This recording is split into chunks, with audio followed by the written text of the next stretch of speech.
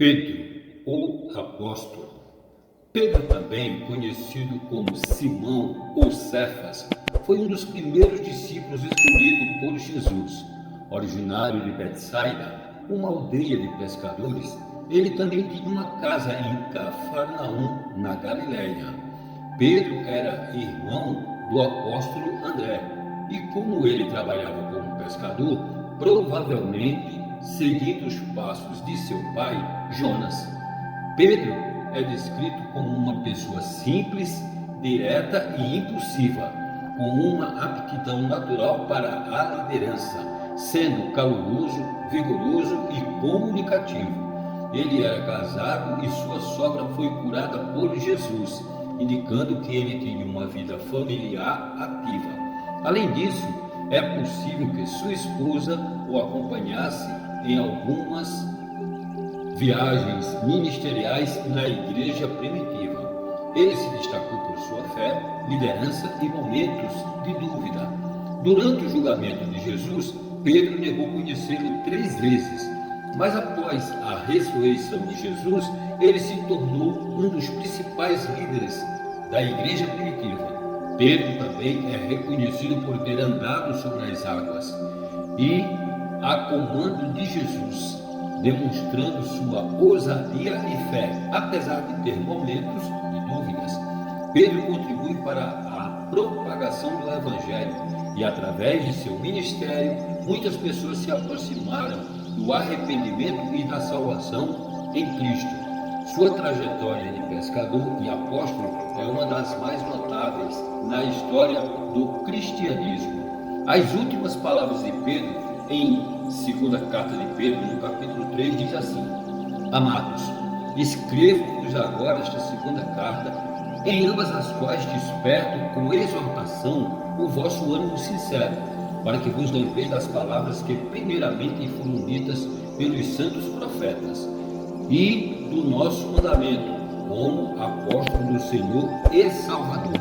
Sabendo primeiro isto, que nos últimos dias virão escarnecedores, andando segundo as suas próprias concupiscências, e dizendo: onde está a promessa da sua vinda? Porque desde que os pais dormiram, todas as coisas permanecem como desde o princípio da criação.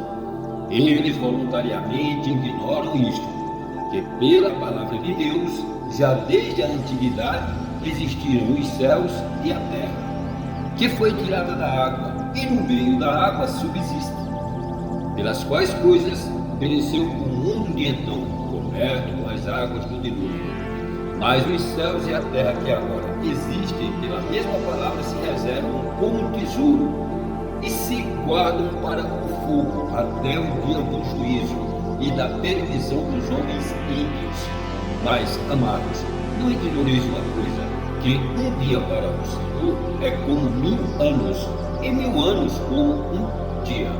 O Senhor não retarda a sua promessa, ainda que alguns a tenham por tardia, mas é longânimo para conosco, não querendo que alguns se percam, senão que todos venham a arrepender-se. Mas o dia do Senhor virá como ladrão de noite, no qual os céus passarão com grande estrondo, e os elementos ardendo se desfarão, e a terra e as obras que nela há se queimarão.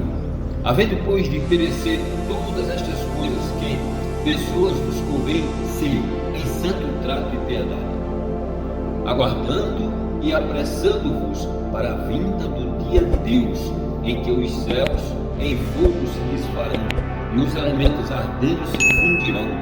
Mas nós, segundo a sua promessa, aguardamos novos céus e nova terra, em que habita a justiça. Por isso, amados, aguardando estas coisas, procurai que neles sejais achados imaculados e irrepreensíveis em paz.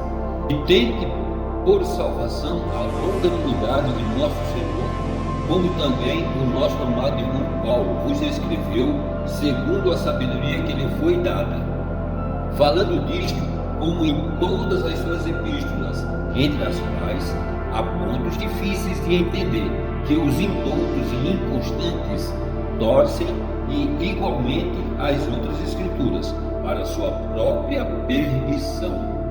Vós, portanto, amados, sabendo isto de antemão, guardai-vos de que, pelo engano dos homens abomináveis, sejais juntamente arrebatados e descaiais da vossa firmeza. Antes, crescei na graça e conhecimento de nosso Senhor e Salvador Jesus Cristo. A Ele seja dada a glória, assim agora como no dia da eternidade. Amém. Obrigado por assistir. Se você foi tocado por essa história, compartilhe e com aqueles que precisam de encorajamento. Convidamos você a se juntar a nós, Espírito nas alturas.